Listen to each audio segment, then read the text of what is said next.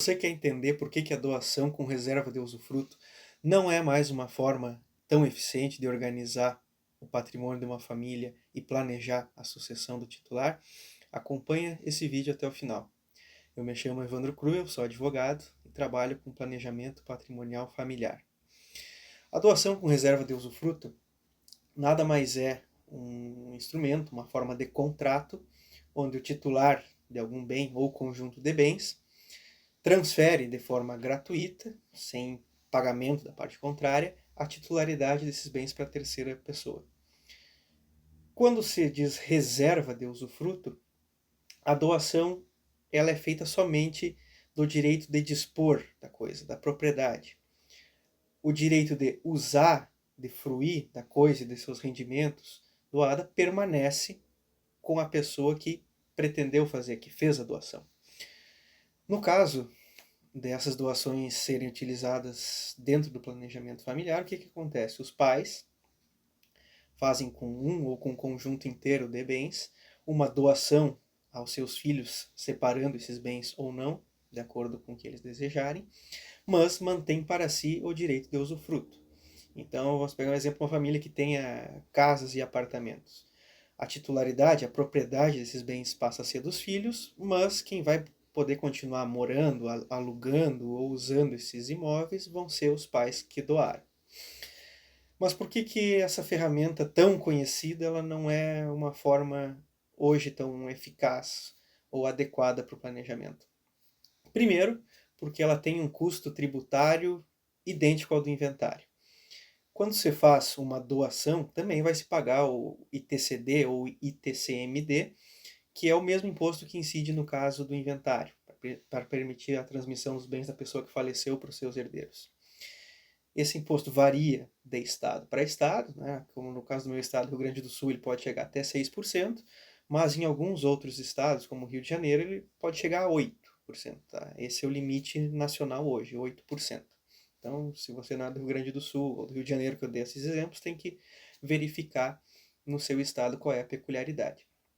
Mas além dessa alíquota, 6% no caso do Rio Grande do Sul, o que mais prejudica essa forma de planejamento é que esses 6% vão incidir não sobre o valor de declaração de imposto de renda, não sobre o valor histórico que você adquiriu o bem. É o Estado quem avalia quanto vale o seu bem hoje, e sobre esse valor que o próprio Estado avalia é que ele cobra o imposto de transmissão. Então vamos imaginar um exemplo no caso do Rio Grande do Sul, onde uma família tenha um determinado acervo patrimonial que adquiriu, que está lá na sua declaração do imposto de renda, com valor total de 2 milhões de reais. 6% desse acervo equivaleriam a 120 mil reais. A questão é que na doação com reserva de usufruto, o Estado vai avaliar quanto vale hoje esse acervo. Então, nesse mesmo exemplo, vamos supor que o Estado avaliou em 5 milhões o patrimônio. Essa variação é possível de ocorrer tanto pelo tempo e valorização dos imóveis, né? Quanto pela própria defasagem que a declaração do imposto de renda acaba gerando por não ser corrigida ano a ano, salvo benfeitorias.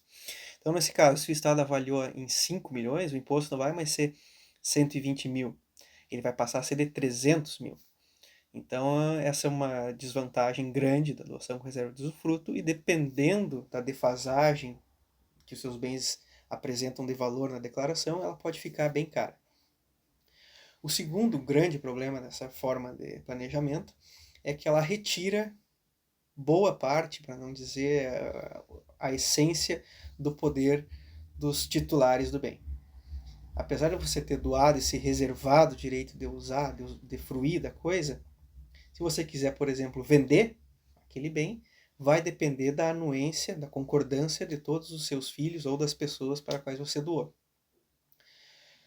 O problema pode surgir no momento que você considera a família de quem recebeu essa doação. Se o seu filho, por exemplo, for casado, ou sua filha for casada, vai depender da anuência, da assinatura do seu genro ou da sua nora.